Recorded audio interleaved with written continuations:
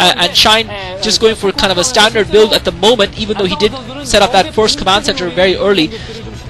And perhaps if he hadn't gone for that build, and he might have been able to detect that build from Silver and been able to counter it with a group of Medical Marines, but unfortunately it's too late for that.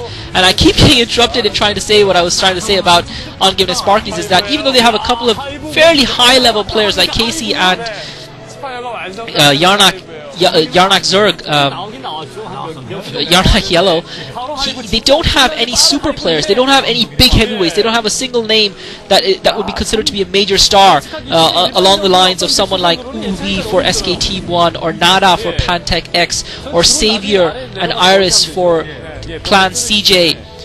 They don't have any big name players like that, but they still seem to stay around the top of the table in the Pro League and perform consistently well, and that is because they have a very decent all-round squad that performs at the highest level and against the big name players. So even though they don't have a lot of big name players, on-game Sparkies tend to perform quite well in the Pro League, and that's a testimony to their depth and versatility, to the depth and versatility of their squad. And Silver has just got his Mutalist group out. Now Silver is going to be coming in with a harass. Unfortunately, Shine does not have too many turns up this end. Shine being completely insane as well. Shine is going for dual starports. When was the last time you saw dual starports versus a Zerg player? Shine going for dual starports.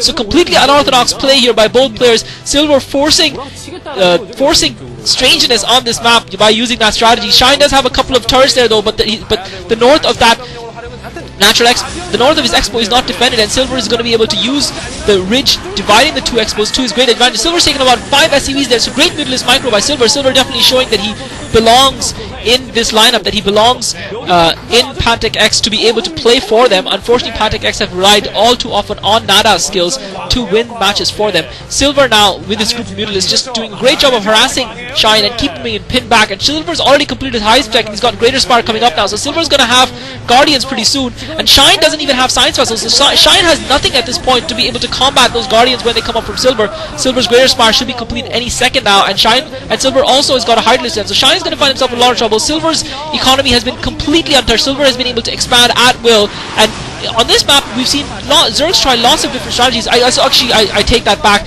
He has got an armory and he has got those 2 starports, so he's going to be able to pump raids and possibly cloak raids from that, and that's going to be his counter to Silver's Mutalist. Obviously that's going to prove troublesome for Silver because of the fact that he is going for that Greater Spire. So if he does go for Guardians, those Guardians are going to be defenseless against cloaked raids from Shine and Silver. But the fact that Silver has Mutalists have been harassing Shine in his base means that Silver should be exactly aware of what Shine is building, and Silver just shoring up his defense there. It looks like Silver has morphed some of those Mutalists there. It looks like Silver is morphing them into Guardians, but I'm not sure how he plans to defend them from raids. Silver doesn't seem to have any anti-air right now, and if Shine was to go for mass raids, Silver would be in big trouble. And Shine has actually gone for Valkyries, so Shine producing Valkyries to counter Silver's air. Silver now producing a few Hydralisks, so Silver is going to need a lot of Hydralisks to be able to counter Shine's build. But obviously Hydralisks aren't the most effective troops when it comes to combating Medics and Marines, and Silver has got those Guardians up, and he is going to be attacking that bunker and be able to take that down. Shine needs a few more air units to be able to actually counter those Guardians. Silver definitely quite far ahead of Shine, and Silver now going for that expo off Shine's, going for that expo in the south, trying to hurt Shine's economy. Shine does have a couple of Valkyries, and they should be enough to really take down these Guardians. Shine needs to go for those Guardians now with those Valkyries, because Silver has got nothing defending those Guardians, no air troops supporting those Guardians, and Shine with the scan just before he goes in with the Valkyries, he's going to force those Guardians back. Those Valkyries are going to do some serious damage to those Guardians, and Silver with a couple of Scourges, microing them quite well, actually manages to stay one of the Scourges, and Shine once again with the Valkyries. Silver using the Hydralisk now to protect the Guardians, but he manages to lose a couple of Guardians anyway. Great play by Shine, and Silver has actually mined out that mineral line, blocking his entrance into Shine's base, and Silver now pumping Hydralisks as if there was no tomorrow. His Hydralisks are upgraded, but obviously they are not going to be very effective, and it's going to be interesting here to see a combination of Guardians and Hydralisks and Scourge versus Valkyries and Medics and Marines. This is absolutely fascinating contest. If Shine had a couple of tags, that would make all the difference, because Silver's Hydralisk would then be useless, but he's been forced to invest those resources in those Valkyries, and therefore does not have the necessary gas to get tags up in siege mode, but he has done a great job of countering Shine has done a great job of countering Silver's Guardians, and Silver hasn't really been able to do anything effective with those Guardians so far this game. Shine now, but Shine definitely pinned back in his corner of the map. Silver definitely had map control. Silver now moving in with the Hydralisk, and I'm not sure, again, as I said, I'm not sure how effective Hydralisks are versus Medics and Marines, but those Guardians are going to be able to take down the Medics and Marines, while a lot of the Hydralisks still survive. Shine has got a single tag, but Shine in huge trouble here.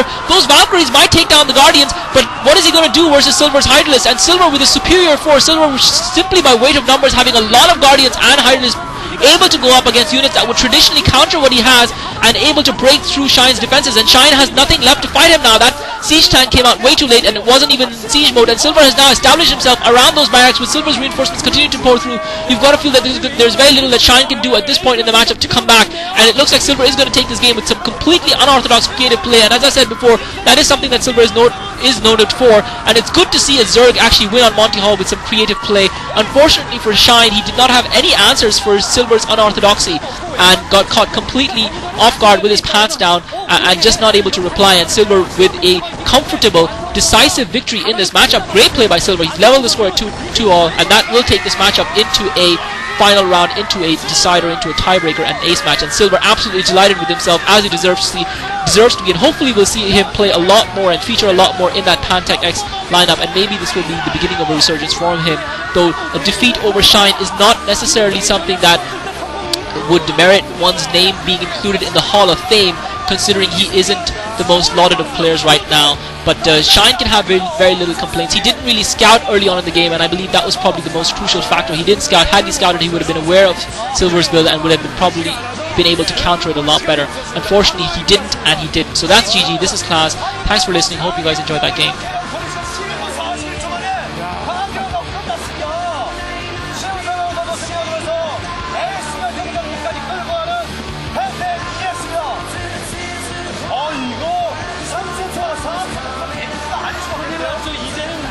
팀플레이 졌을 때까지만 하더라도 뭐 큰일 났다라는 정도는 아니다라고 말씀을 드렸는데 이제는 큰일 났죠. 여기는 에이스 카드 안규도 있고 이윤열도 있고 팔진도에서 안규 선수는 송병구도 잡았던 선수입니다. 만약에 이승훈 선수가 나오는 것이 확실하다면 안규 카드로 맞대응할 수도 있는 문제이기 때문에 온게 있는 스파키들은 식은땀이 흐르게 생겼죠. 이 나오지만 않아.